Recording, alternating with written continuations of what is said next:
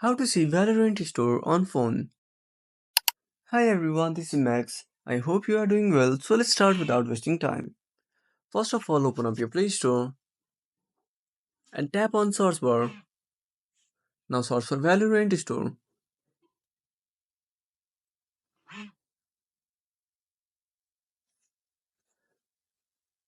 Now open the first application and tap on install. Now wait for the download process to complete.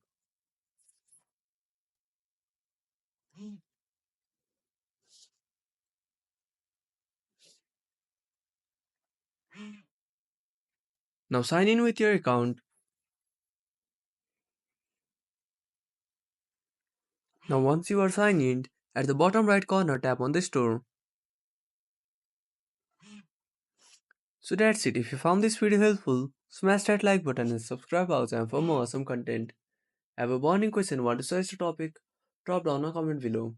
This is Max signing off until next time.